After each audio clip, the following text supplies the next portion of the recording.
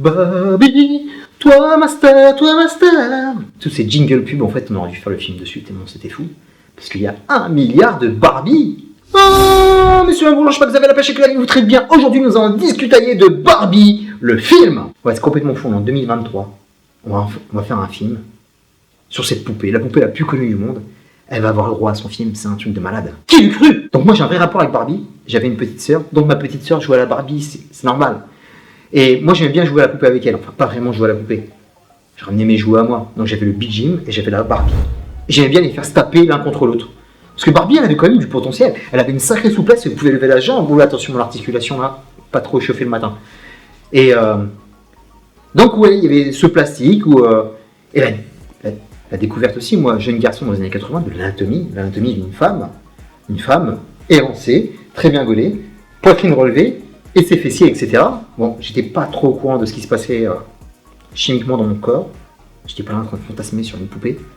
Mais bon, cette confrontation, les muscles de Big Jim contre Barbie, c'était vraiment sympa, tu vois. C'était un peu un Chun-Li contre Rideau avant l'heure. Et revenons un peu plus sur le film. Franchement, j'ai accueilli ce projet avec un peu de curiosité, mais j'étais refroidi par les premiers teasers du film, ça m'a pas plu du tout, je voyais pas où ils voulaient en venir. Ça sentait la parodie, mais est-ce qu'ils allaient à fond dans la parodie façon 21 Jump Street? J'étais vraiment pas sûr. Et ensuite, autre chose qui m'a un peu refroidi aussi, c'est la réalisatrice, Greta Gerwig. Je suis pas très fan de son travail. J'avais vu Lady Bird et Lady Bird m'a refroidi complètement, tu vois. J'avais pas trop kiffé le film, c'est pas du tout ma tasse de thé. Pourtant j'aime beaucoup les films indépendants. Mais bon, ce premier film-là que j'ai vu d'elle, c'est pas que je l'ai détesté, c'est que je l'ai juste pas aimé. Donc des fois, la rencontre avec une réalisatrice, elle se fait pas ou elle se fait pas du tout. Et t'as le droit de pas aimer son style, c'est tout. Mais derrière ça, un autre nom était au scénario du film, et lui, il me plaît beaucoup plus, j'aime beaucoup sa filmographie. Noah Baumbach, dans Marriage Story que j'avais kiffé. J'aime beaucoup ce qu'il fait en général. Donc l'association de ces deux blazes, je me dis pourquoi pas. Si l'écriture est un peu plus ciselée, s'il y a un vrai propos derrière Barbie, il y a un vrai divertissement aussi, parce que moi franchement, Summer Movie, au début j'ai commencé à casser un petit peu le film, mais je n'étais pas du tout dans le bon mood, je me suis mis dans le mode été.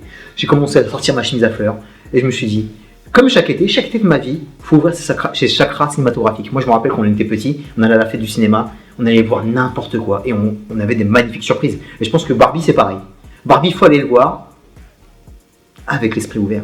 Avec un bon esprit, avec un esprit un peu fun, parce que ce film, comment il est dépeint juste à son affiche, c'est déjà un divertissement. Un autre divertissement, mais un peu drôle, mais un peu marrant, et un peu aussi pathétique, parce que franchement, il y a beaucoup de violence. Le film a déjà fait polémique, déjà avant qu'il sorte, et après quand il est sorti, il y a des personnes, on va dire, passionnées, qui ont commencé à s'en prendre à tout le monde, quoi, tu vois. Et j'aime pas ce genre de choses qui divisent. Moi, j'aime les femmes, j'aime les hommes, j'aime tout le monde, j'aime les animaux. Pourquoi tout de suite faire une polémique sur ce genre de film? Moi je pense que ce film justement, et ça sera peut-être en conclusion si je retiens, parce que à chaque fois je te dis, ouais je t'en parlais plus tard, mais tellement je pars dans tous les sens, je t'en parle même pas. Mais en tout cas je pense que ce film déjà peut nous unir, parce qu'il y a beaucoup de choses à dire sur la femme et sur l'homme, juste avec Barbie. Et ça j'ai trouvé ça déjà excellent, c'est vraiment un bon point. Donc les gens, même s'il y a beaucoup de bonnes revendications par rapport aux femmes, vous vous trompez de combat. C'est pas ça, c'est pas ce que veut nous dire le film, enfin, c'est pas comme ça que j'ai ressenti. Bon, maintenant, polémique mise à part, rentrons dans le film, analysons ce long métrage sur la poupée Barbie. Et bah mon pote, premier sentiment, c'est que c'est un bon film. C'est pas un chef-d'œuvre, c'est vraiment un bon film. J'ai vraiment passé un bon moment sur les 2 heures que j'ai vues. J'ai un peu de grief, juste par rapport à l'écriture, et un peu de grief sur la fin. Mais en tout cas, cette première partie, on va dire, cette première demi-heure, la direction artistique, les productions du design sur Barbie, c'est un truc de malade. Et ça m'a même remis en arrière. Bon, il n'y a que ma soeur. Après, les Barbie, elles n'étaient pas données, attention. Donc ma soeur n'a pas toutes les Barbie, mais en tout cas, toutes ces pubs, toutes les Barbie passées, il y avait tous les thèmes. Et à l'époque, c'était la belle Barbie. C'était vraiment l'idéal de la femme, en fait. Et quand tu pars avec cette petite introduction sur façon Stanley Kubrick 2001, vraiment chambé. Et après, quand tu vois la Barbie, on va dire lambda, la Barbie classique, tu vois la beauté, mais tu oublies aussi que Barbie, après, a commencé à progresser avec la société, et a commencé à représenter toutes les femmes, toutes sortes de femmes, toutes les couleurs, même les handicaps. À un moment, on voit une nana en chaise roulante qui danse, en fait, elles sont toutes Barbie, et ça, j'ai complètement zappé. Donc, juste ça, par rapport à cette introduction, c'est un très bon point par rapport à moi. Ça m'a remis en arrière et je me dis que Barbie, elle a évolué aussi avec la société. Elle a fait évoluer aussi les standards de beauté, elle a suivi les standards de beauté. Il n'y avait plus que les cheveux lisses, il n'y avait pas que... Il y avait aussi des cheveux frisés, il y avait aussi des afros. Il y avait beaucoup plus de diversité et ça c'est un excellent point par rapport à ce monde. Et ce film est là pour nous le rappeler. Donc ouais, il y a une vraie prise de tête, il y a vraiment un travail d'orfèvre sur le décor, sur la mise en scène. C'est un truc de fou. C'est un truc de fou parce que tu es dans un monde complètement féerique, tu es dans le monde de Barbie. Ça m'a fait penser un petit peu à Asteroid City, où il y avait une direction artistique archi travaillée, et là c'est pareil. En fait, tu es dans un monde qui est complètement irréel. Tous ces costumes, ils ont pensé vraiment aux baraques de Barbie, avec les fenêtres ouvertes, etc. Quand tu avais les maisons de poupées de Barbie. Les voitures, la façon dont tu rentres dans une voiture quand tu es une Barbie, quand tu es une poupée, c'est complètement fou. La journée idéale de la Barbie, avec ses chorégraphies. Ces chorégraphies qui sont hilarantes. Jusqu'à ce point de rupture où Barbie va avoir un gros dilemme. Et là c'est très fort, pour l'instant l'écriture est top, parce qu'en fait il ramène un monde qui est parfaitement cadré, qui est parfaitement légiféré, et tout d'un coup tu vas mettre une problématique qui va tout changer. Et c'était pas vraiment facile, parce que tu jouais sur un film, pour nous ramener dans le monde réel, tu vois. Un peu, je sais pas, je vais prendre des exemples un peu comme Pleasantville, Last Action Hero ou Small Soldiers, et là c'est plutôt bien fait. J'ai beaucoup aimé de passer de ce monde en carton-pâte, complètement fou, limite j'ai envie d'y aller, quoi, tellement c'était stylé, quoi. J'ai envie de m'habiller en rose avec eux et faire des chorégraphies. Et le point de bascule où tu rentres dans Los Angeles, et dans Los Angeles, moi qui kiffe le roller, t'es obligé de faire du rollerblade, mon pote. Quand tu arrives à Venice Beach, il y a ce contraste entre le monde en carton de Barbie et Los Angeles avec ses humains, tu vois, la poupée et l'humain. Et cette rencontre est vraiment très sympa au départ. Après, j'ai un peu plus de mal. Donc, yes, tu es pris par Barbie, tu es aussi pris par Ken, parce que Ken aussi est dans l'aventure. Et ils sont confrontés à des réalités qui vont leur faire mal et qui vont complètement changer leur état d'esprit. Et c'est là que j'ai un peu plus de mal, parce que juste par rapport au design de la tour Mattel, et ça très bien, il faut juste que je parle de Mattel rapidement, je suis désolé, je digresse, mais Mattel ils n'ont pas fait trop de placement de produits. On était vraiment plus sur le film, sur Barbie, sur ce personnage de Barbie, sur Ken, sur un peu les autres en arrière-plan, sur après les humains qui vont intervenir, que sur ouais attention, on va vous vendre de la poupée, on va vous vendre du merchandising, et c'est pas du tout comme ça, c'est pas comme ça que j'ai ressenti en tout cas. Moi, je sais pas comment ça s'est passé par rapport aux enfants, il y a pas mal d'enfants dans la salle, je sais pas s'ils ont tout compris du film, parce que je pense qu'il faut vraiment avoir les références. Et pareil pour les jeunes femmes qui étaient là, le public en général, je sais pas si t'as, à la sortie de ce film, envie d'aller acheter du Barbie, quoi, envie d'aller t'habiller en rose. Je pense que c'était pas martelé comme ça, et ça c'était aussi un très bon point. Mais là, j'ai été un peu déçu, c'est quand tu rentres dans cette tour Mattel autour de Los Angeles, il est bien représenté. En plus, ça se passe à Century City, moi je suis souvent allé à Los Angeles, je vois comment c'est foutu. Je comprends comment Ryan Gosling il se retourne le cerveau par rapport à ce qu'il voit. Et je comprends aussi que Barbie se confronte au PDG, aux exécutifs de Mattel, grosse boîte, mais en fait, cette tour, pour moi, elle n'était pas organique. T'as pas l'impression que tu étais dans une tour de businessman. T'as l'impression que tu étais encore dans un monde irréel, quoi. On aurait dit la tour du grand saut des frères Cohen, c'était complètement onirique.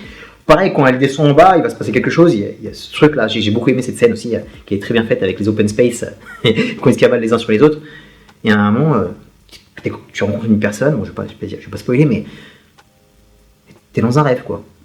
Et juste ça, j'aurais voulu un peu plus de dur, quoi, par rapport au contraste entre la poupée et les humains. Et là où je pense que, et c'est dommage, parce que pour moi, c'est le meilleur personnage du film, le personnage d'America Ferrara, avec sa fille.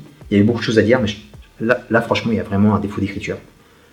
Je pense qu'elle est ramenée beaucoup trop tard, et ça se rajoute à beaucoup d'arcs qui se superposent, et ça fout le bordel, quoi. C'est vraiment dommage. Parce que America Ferrara, c'est vraiment l'humaine qui a la vision de Barbie, et qui a le message aussi pour la femme, qui était important, qui a fait un très bon discours. Et c'est là qu'on fait, à partir de ce moment-là, qu'on perd l'équilibre du début, qu'on perd la folie du début aussi, on se perd dans le propos qui a été dit dès le départ, et ça c'est vraiment dommage, parce qu'en fait il surexplique, tu te perds un petit peu. C'est comme abuser et réabuser du nom de patriarcat. Tu l'as dit au moins 500 fois dans le film, on a compris. Pourquoi tu insistes autant? Tu perds complètement le message là. Même si la fin s'est rattrapée aussi par des scènes de malade, parce que en fait quand tu prends juste quelques scènes, bah en fait même à la fin tu t'éclates, quoi. La bataille des Ken, c'était un truc de malade mental. Barbie quand elle échafaude son plan, avec quelques vannes qui étaient très sympas, là, notamment sur les fans que je suis. Moi je suis un gros fan de Zack Snyder, mon pote. Je ne vais pas sentir insulté, c'est qu'une vanne. Il faut bien prendre les choses, faut pas se prendre la tête avec ça, mais ça, en tout cas c'était très marrant. Pas sûr que les gens l'aient compris dans la salle, parce qu'il n'y a que moi qui ai rigolé.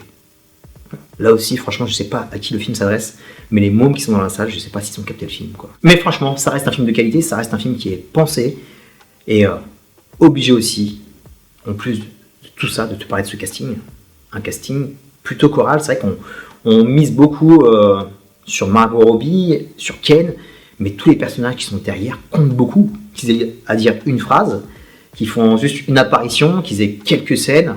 Il y a tout un groupe de personnages derrière qui sont canons, quoi.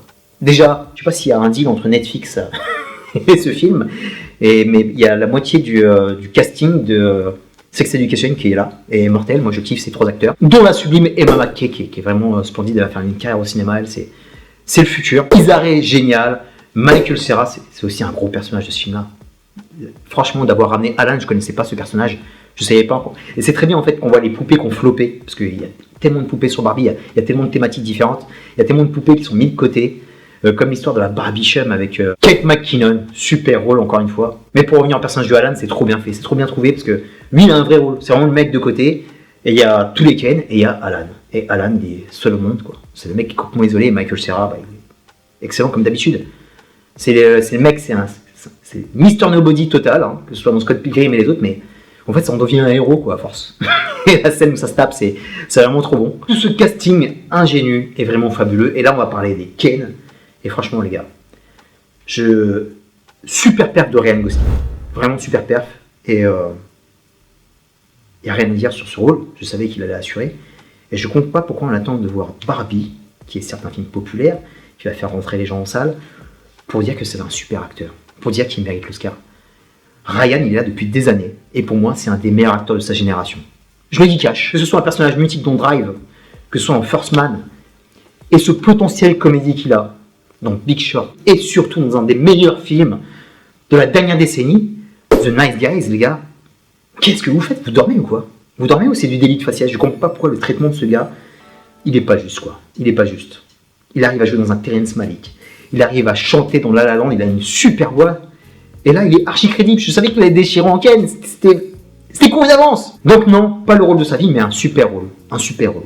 Moi, j'aurais voulu qu'il soit récompensé sur... Moi, je m'en fous des récompenses, mais quitte à le récompenser, j'aurais préféré qu'on le récompense sur d'autres gros films qu'il a fait avant. Et là, j'ai l'impression qu'on vient juste de le reconnaître, ce type. Alors que Ryan, c'est du solide. Le Gosling, c'est du solide. Comme Margot Robbie. Margot Robbie, c'est une actrice, moi, qui m'a vraiment frappé dans Wall Street. J'ai dit, mais quelle beauté.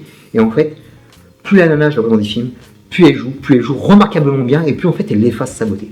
Tu penses qu'à sa performance d'actrice. T'es plus en mode love, t'es juste là pour la voir performer devant une caméra. Que ce soit dans I, Tonya, que ce soit dans Harley Quinn où elle maîtrise ce personnage, elle était née pour faire Harley Quinn, tu vois. Et j'ai pas envie de dire qu'elle était née pour faire Barbie, parce que c'est autre chose par rapport à elle. Parce que la Beau est super performante, elle a une énergie, elle dégage quelque chose, la Margot. Quand tu vois Babylone par exemple, tu vois que c'est une tornade. Et là, je crois que c'est la performance des autres qui amoindrit, même si elle est très bonne dans ce film-là, hein, qui amoindrit sa performance. Je pense que c'est la direction que voulait Noah Baumbach et Greta Gerwig par rapport au personnage de Barbie. Ils la mettent un petit peu en retrait. Et tu vois que elle est vraiment taciturne, elle est vraiment posée. Et autant sur la première demi-heure, elle est canon. Et après, en fait, elle s'efface petit à petit. Peut-être pour laisser un peu plus de place aux autres personnages. Et je trouvais ça un peu dommage par rapport à son rôle. Mais Margot, on te valide quand même. J'ai fait un peu le tour de la question sur Barbie. Très bon divertissement, je t'encourage à aller le voir. Je t'encourage aussi à te faire ton opinion. Il y a beaucoup de grilles de lecture aussi par rapport à cette Barbie qui fait réfléchir. Ce fameux discours que je t'ai dit de America Ferrera. America Ferrera, je suis complètement amoureux, quoi. Et America Ferrera, pareil, hein. On va pas me dire que c'est son meilleur rôle. Parce que, en fait, c'est le même rôle qu'elle a dans Superstore. C'est une super maman dedans. Et dans Superstore, c'est une super maman aussi. Et ben là, c'est pareil. C'est pareil, parce que c'est une maman qui va de l'avant, c'est une maman qui se tape. Avec comment se reconstruire une relation solide avec son ado. Les ados, c'est pas possible, quoi. Mais en tout cas, c'était vraiment très bien. C'était vraiment très bien de la voir là. Et j'espère aussi qu'elle aura d'autres rôles parce qu'elle est vraiment talentueuse. Donc je pense que tu passeras un bon moment. Un moment avec beaucoup de paillettes. C'est un film qui pop. C'est un film qui a beaucoup de couleurs. C'est un film où ça danse. C'est un film où ça rigole. Et c'est un film aussi où tu arrives à quelque peu méditer. Après, c'est pas le film féministe pour moi que j'ai plus kiffé, que je mettrai plus en avant. Hein. Mais il m'a franchement convaincu, avec quelques petits bémols. C'est pas le chef-d'œuvre non plus. Mais en tout cas, il mérite d'exister. Thanks Barbie. Come on Barbie. Come on Barbie. J'arrête de chanter parce que c'est vraiment désastreux. Terminus pour Barbie. Je te dis à très bientôt pour de prochaines vidéos. D'ici là, porte-toi bien. Merci pour tes likes, tes partages, tes commentaires. Est-ce que tu as vu Barbie? Est-ce que tu as kiffé? Est-ce que tu as vu de super films? Est-ce que tu as eu de bonnes expériences? Mets-moi un petit commentaire gracieux, un petit commentaire ensoleillé pour qu'on kiffe l'été ensemble. Peace and love.